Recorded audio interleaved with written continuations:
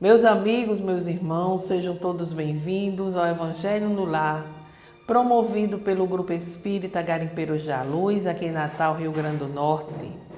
É sempre com muita alegria que aqui retornamos para o nosso encontro, o encontro semanal, o encontro com Jesus, oportunidade de nos reunirmos com os amigos, com a família, para estudarmos, refletirmos os ensinamentos do Cristo. De uma forma muito simples e rápida, mas essencial, como nos dizem os Espíritos benfeitores. A bênção, o benefício que nos traz o Evangelho no Lar que fazemos a cada semana, naquele dia específico que nós escolhemos para esse nosso encontro, né? Eu digo muito que aqueles que não podem nos acompanhar aos domingos podem definir um dia, um horário durante a semana e assistir ao Evangelho que o grupo Garimpeiros da Luz realiza através do canal YouTube.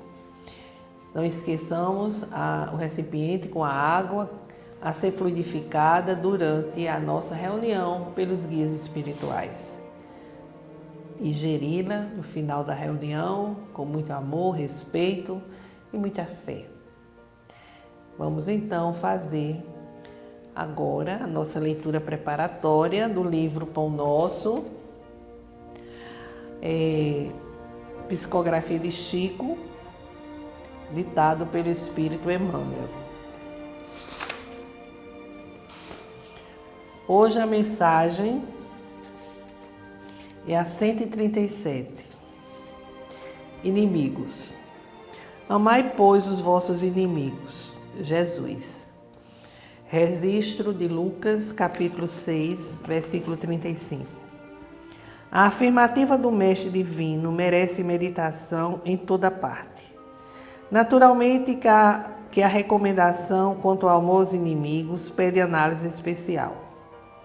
A multidão em geral não traduz o verbo amar senão pelas atividades cariciosas. Para que um homem demonstre capacidade afetiva ante os olhos vulgares, precisará movimentar imenso cabedal de palavras e atitudes externas, quando sabemos que o amor pode resplandecer no coração das criaturas sem qualquer exteriorização superficial. Porque o Pai nos confia experiências laboriosas e rudes, na terra ou noutros mundos, não lhe podemos atribuir qualquer negação de amor. No terreno a que se reporta o amigo divino, é justo nos detenhamos em legítimas ponderações. Onde há luta, há antagonismo, revelando a existência de circunstâncias com as quais não seria lícito recordar, tratando-se do bem comum. Quando o Senhor nos aconselhou amar os inimigos, não exigiu aplausos ao que rouba ou destrói, deliberadamente, nem mandou multiplicarmos as asas da perversidade ou da má-fé. Recomendou realmente auxiliarmos os mais cruéis, no entanto, não com a aprovação indébita, e sim com a disposição sincera e fraternal de ajudá-los a se reerguerem para a senda divina, por meio da paciência, do recurso reconstrutivo ou do trabalho restaurador. O Mestre, acima de tudo, preocupou-se em preservar-nos contra o veneno do ódio, evitando-nos a queda em disputas inferiores, inúteis ou desastrosas. Ama, pois, o que se mostra contrários ao teu coração, amparando-os fraternalmente com todas as possibilidades de socorro ao teu alcance, convicto de que semelhante medida te livrará do calamitoso duelo do mal contra o mal. Reflexões bastante atuais, né? Nós vivemos na atualidade uma distorção do que Jesus nos ensinou de amar os nossos inimigos. A gente só quer amar aquelas pessoas que nos agradam, as pessoas que comungam das nossas ideias que fazem parte do nosso grupo, do nosso convívio. Aqueles que pensam o contrário, a gente está excluindo. E amar, então, é uma atitude totalmente contrária ao que Jesus nos deixou como ensinamento. Então, meus amigos, façamos a nossa prece inicial, levando nossos corações, a nossa mente ao Altíssimo, em conexão com as esferas do bem do universo. Senhor Jesus, Mestre incondicional de nossas vidas, derramai vossas bênçãos sobre todos nós, nesse momento em que nossos corações buscam o estudo do vosso Evangelho, para que possamos trazer luz às nossas vidas e fortalecimento diante dos desafios que a vida terrena nos apresenta. Fica conosco, Jesus, agora e sempre. Que assim seja. Bem, meus amigos, seguindo Joana de Ângeles, ela vai nos propor reflexões agora do capítulo 9, que é também uma bem-aventurança. Bem-aventurados aqueles que são brandos e pacíficos, né? Ela é uma bem-aventurança, brandos e pacíficos, bem-aventurados aqueles que são brandos, porque eles possuirão a terra. Registro de Mateus, capítulo 5, versículo 5. Bem-aventurados os pacíficos, porque eles serão chamados filhos de Deus. É o mesmo capítulo e o versículo é o nome, 9. E aqui nessa bem-aventurança, Kardec, então, coloca as palavras de Jesus quando ele diz: aprendeste o que foi dito aos antigos, não matarás, e todo aquele que matar merecerá ser condenado pelo julgamento. Mas eu vos digo que todo aquele que se encolarizar contra seu irmão merecerá ser condenado pelo julgamento, que aquele que disser a seu irmão, raca, merecerá ser condenado pelo conselho, e que aquele que disser, sois louco, merecerá ser condenado ao fogo do inferno. Isso é no capítulo do Evangelho de Mateus, capítulo 5, versículo 21 a 22. Então, quando Kardec elabora o Evangelho, né, e vai fazer reflexões em torno dessas duas bem-aventuranças, ele vai inserir essas palavras de Jesus e vai nos fazer refletir contra as injúrias e violência. É tudo muito profundo e nós procuramos fazer uma síntese desses ensinamentos. E começamos por uma reflexão. Vejamos a missão maravilhosa, grandiosa de Jesus, né? A firmeza desse Espírito, a grandeza desse Espírito, considerado um pedagogo de todos os tempos, né? O psicólogo, o terapeuta por excelência, porque ele vem exatamente tratar da nossa principal mazela, vamos assim dizer, doença, que é a doença moral e espiritual, o atraso, a imperfeição que nós trazemos, logicamente, porque fomos criados simples e ignorantes, mas fadados à perfeição, e passamos pelo estágio primitivo e evoluímos até a condição de estarmos numa situação ainda de provas e de expiações, mas numa transição para que possamos alcançar uma condição planetária melhor, que é a de regeneração. Então, Jesus propõe essa bem-aventurança, brandos e pacíficos. Imaginem num contexto de uma época de violência, de arbitrariedades, de muita injustiça, de exploração dos poderosos, né? de muita revolta também. E era uma época de leis arbitrárias e condenatórias. Mas a mensagem de Jesus não era destinada apenas àquele contexto, era destinada a toda a humanidade, de todas as épocas. E a gente sabe que os espíritos imortais, eles retornam ao espaço terreno, que é um laboratório experimental e fixador de experiências que se abrem ao alcance do espírito. Então a gente vê que na atualidade ainda há muito desamor, violência, das mais diversas causas, destruindo vidas, gerando muita revolta, muita descrença no ser humano, né? Quantas vezes a gente escuta, o ser humano está sem jeito, o mundo está sem jeito, não tem volta, né? Exatamente pela nossa dificuldade de entendimento com relação à imortalidade do espírito, ao processo evolutivo ao qual todos nós estamos inseridos. E assim, nós trazemos reminiscências instintivas de autodefesa que nós trazemos do estágio primitivo pelo qual nós passamos. E sem buscar a real, vamos assim dizer, o real sentido da vida, nós ainda recorremos a atitudes de violência nas suas mais diversas modalidades.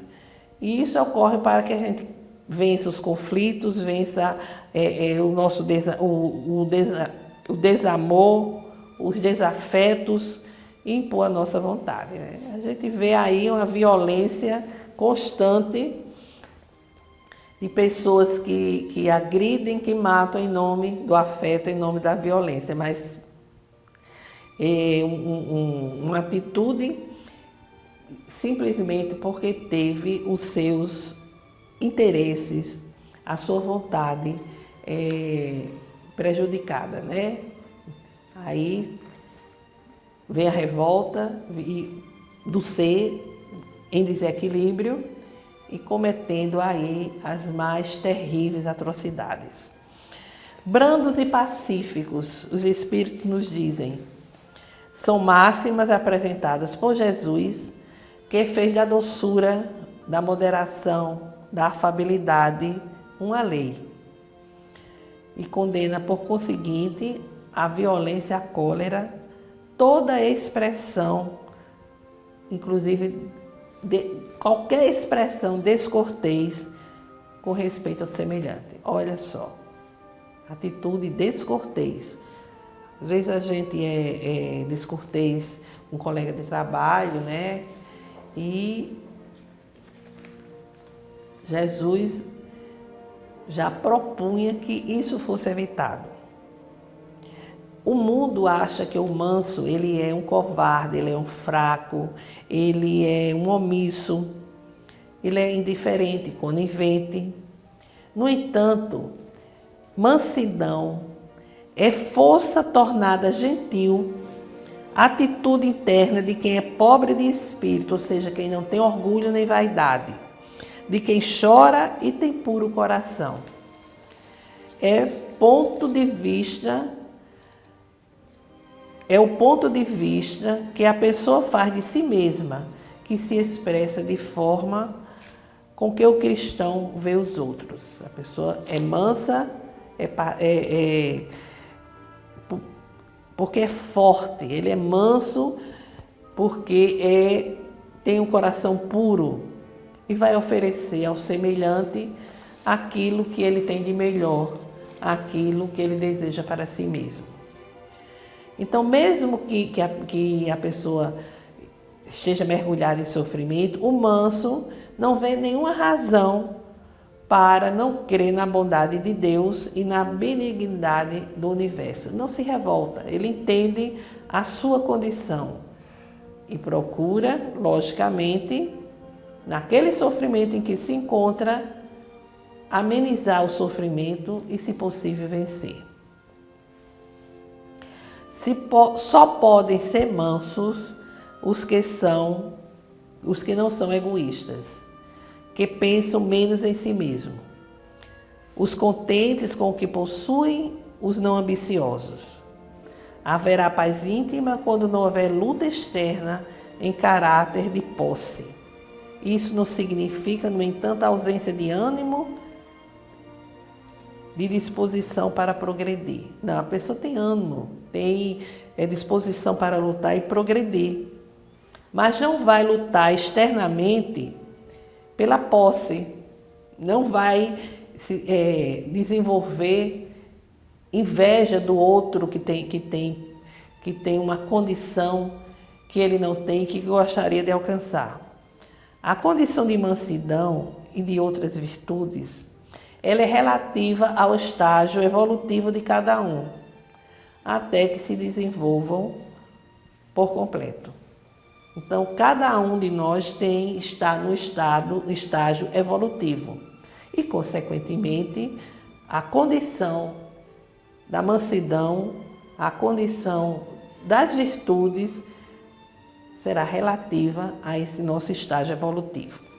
Então, o que entender quando diz herdarão a terra aqueles que acompanham a evolução do planeta? Herdarão a terra, o que entender por isso? Herdar a terra, mas a terra, gente, não é um planeta onde ocorre a vida física.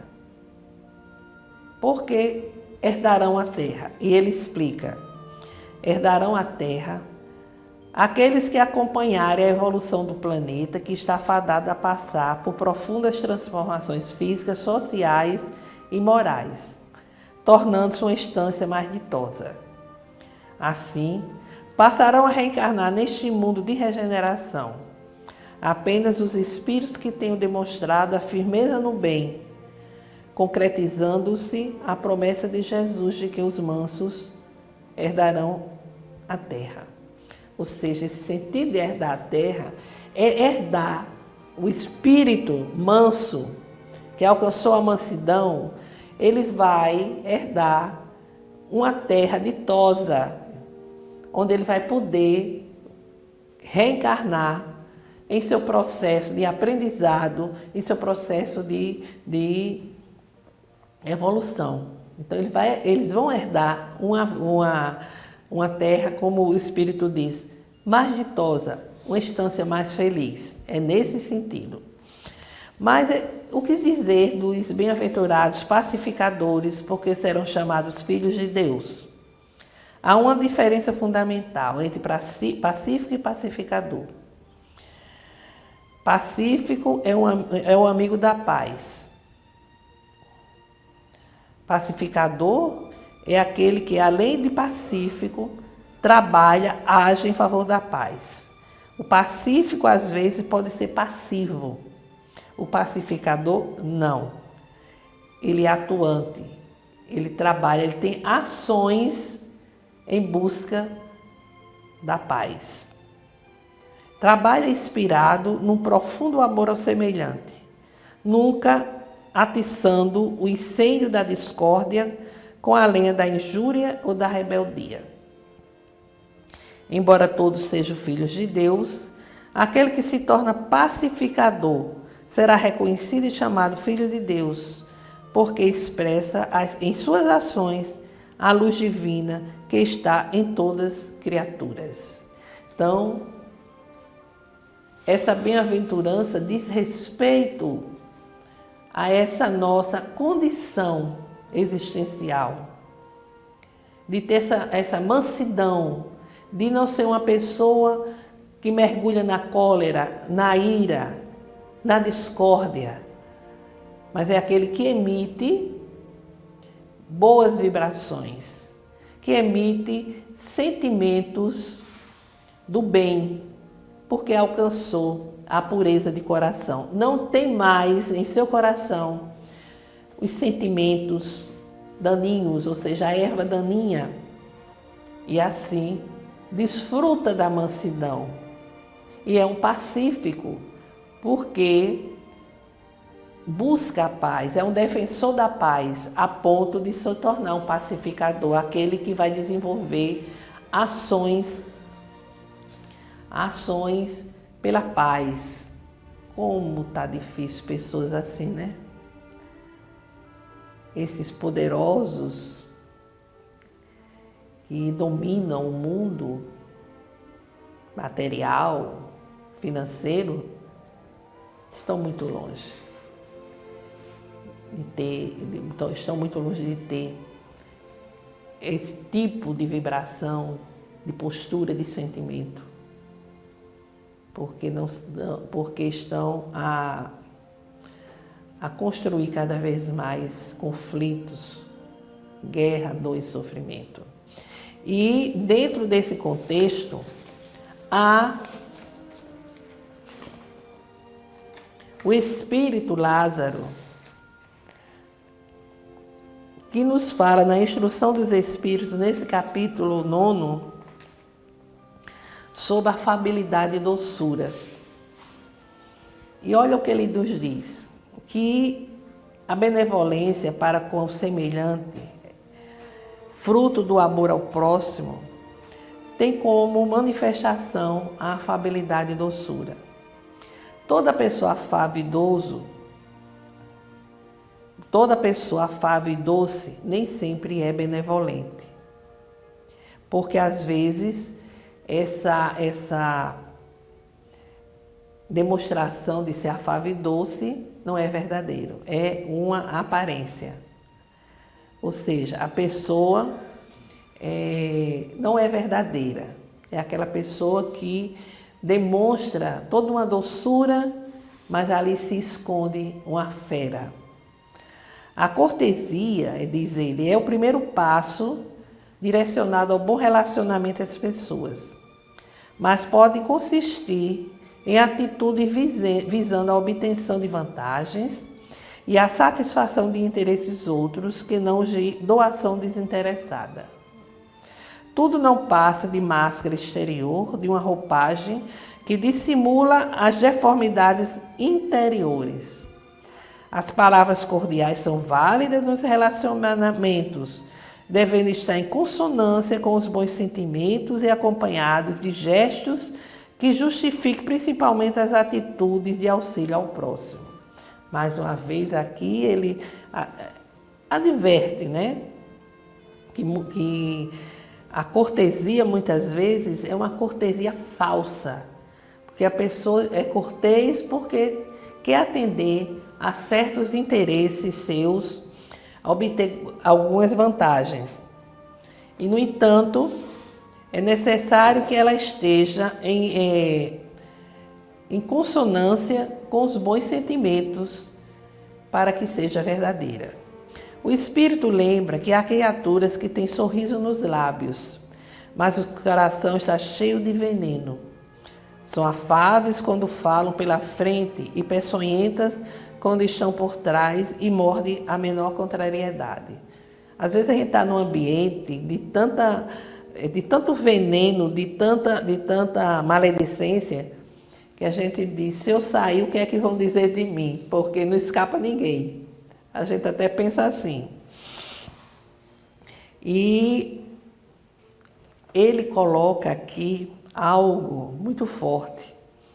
Aos tiranos domésticos, aparentemente benignos, no entanto fazem sofrer sua família e subordinados, são verdadeiros déspotas.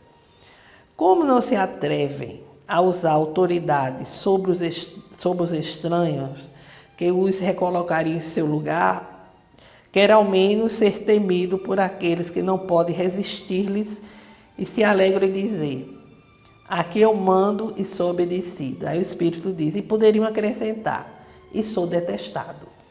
Ele é muito claro, né? Assim, muito contundente. Essas pessoas precisam de compreensão, bondade, perdão e auxílio através do bom exemplo. E ele faz assim, realmente a gente refletir. Todos nós gostamos de ser bem tratados, né? Gostamos de ter atenção, de ter carinho, de ter compreensão dos outros, de ter tolerância, de ter perdão. Porque somos imperfeitos, nós erramos. E quantas vezes até repetimos os erros. E, no entanto, não agimos dessa mesma forma, com amor e fraternidade em relação ao nosso próximo, né? Às vezes, nós só nos dirigimos ao nosso semelhante porque estamos precisando dele, precisando de alguma coisa, né? De algum favor, vamos assim dizer. Aí sabemos ser afáveis, atenciosos, educados, mas lá dentro é totalmente diferente. E por que não ser verdadeiros, né? Por que não desenvolver os bons sentimentos e agir conforme esses sentimentos? Lógico que o desenvolvimento desses sentimentos, essas vibrações positivas, é um exercício, é um aprendizado. A gente tem que se esforçar, né, para ter mais paciência, ter mais tolerância, procurando alcançar a espontaneidade, né? Às vezes a gente percebe, a pessoa vem abraçar, vem com aquele sorriso, com aquelas palavras, e a gente sente que a vibração não é verdadeira. A gente sente. Mas precisa ter, como o Espírito diz, perdão, bondade e compreensão da nossa parte. Nós recebemos da espiritualidade amiga, que nos acompanha em nosso projeto reencarnatório, os recursos necessários para que possamos desenvolver esses sentimentos que fazem parte do nosso eu profundo. Ele nos lembra isso, né? Se ficamos intolerantes, incompreensivos, impacientes, nosso campo emocional se atrofia, olha só, por ser contrário ao seu mecanismo natural e será expressado na forma de carência. Ao contrário, quanto mais damos amor, quanto mais trabalhamos no bem, nosso campo emocional se dilata e nos sentimos plenos, porque está se processando o dinamismo das nossas emoções. Essas palavras são de Joana de Ângeles, né? Ela chega na essência psicológica e emocional de todos nós. Então, quando nós vivemos dessa forma, né, na incompreensão, na intolerância, nosso campo emocional se atrofia. E ele vai se dilatar pela prática do bem, pela prática da caridade. Uma reflexão muito profunda e que se faz necessário a todos nós em todos os tempos. Então, meus amigos, com relação a Joana de Ângeles, ela fala exatamente do capítulo 35, que ela, com relação a tudo aquilo que nós colocamos aqui, ela elabora o capítulo nome Cisânia e diz: a cisânia constitui pela sua própria estrutura adversário ferino da obra de edificação do bem, onde quer que se manifeste. Parte intrigante da personalidade humana, o espírito da cisânia facilmente se instala onde o homem se encontra. Estimulada pelo egoísmo, distende com muitas possibilidades as suas tenazes, surpreendendo quantos incautos se permitem por invigilância e atrocidade. E ela nos orienta. Examine o instinto do espírito para que as mentes geratrizes da cisânia, vitalizadas pelo pretérito, infelizes e corporificadas em grupos de perturbadores do mundo espiritual, não encontrem na tua mente assolada o campo para as cogitações da censura injustificada aos que não podem ser iguais a ti, quer esteja abaixo, quer esteja acima do teu nível de produtividade. Não ouvides que ao mais esclarecido é exigida maior dose de tolerância, de compreensão e de misericórdia. Então, meus amigos, Ficam aqui as nossas singelas reflexões para que nós possamos nos debruçar no estudo da codificação, no estudo do Evangelho segundo o Espiritismo, que é o alimento espiritual nosso. Então agora façamos as nossas vibrações, elevar nossos corações e a nossa mente ao Altíssimo, pensar no amor, no perdão, na saúde, na fé, na esperança, desejosos de que essas ondas vibratórias envolvam todos nós e alcancem os nossos irmãos necessitados. E vamos agradecer a Deus, nosso Pai, por todas as bênçãos recebidas. Expressar toda a nossa gratidão pela vida, pela presente encarnação, pelas oportunidades de esclarecimento e de crescimento.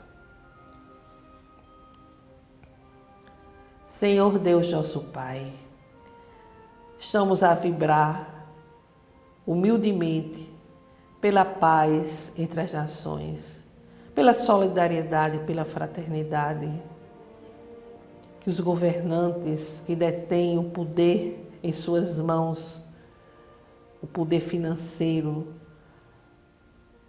o desejo de dominar outras nações, possam ser conduzidos a uma outra atitude.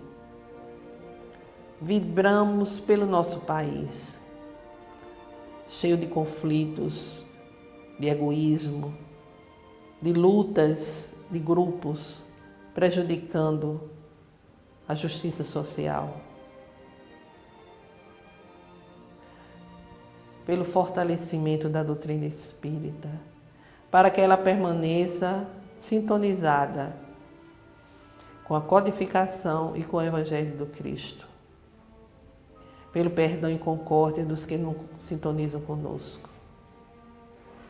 Por todos os enfermos que estão nos abrigos, nos hospitais, nas clínicas de repouso, pelas ruas, em seus lares, para que encontrem o lenitivo de suas dores e, se possível, a cura.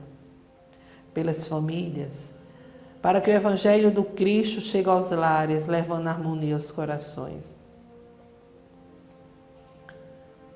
Façamos uma breve pausa para que cada um apresente suas rogativas específicas.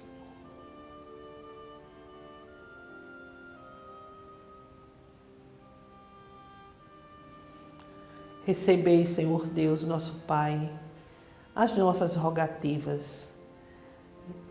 Derramai vossa graça sobre todos nós, a nos envolver, a iluminar o nosso caminho terreno.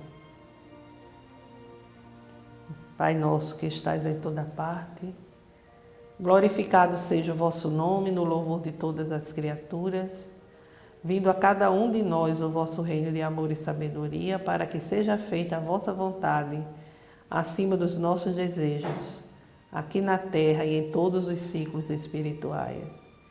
O pão nosso do corpo e do espírito dai-nos hoje. Perdoai, Senhor, as nossas dívidas, ensinando-nos a perdoar os nossos devedores com esquecimento de todo o mal, não permitindo que venhamos a cair nas tentações das nossas próprias inferioridades. Livra-nos, Senhor, de toda maldade, pois vosso é o reino, o poder e a glória para sempre, que assim seja. Com esta prece, encerramos o Evangelho de hoje, desejando a todos uma semana de saúde, paz e harmonia. Até breve.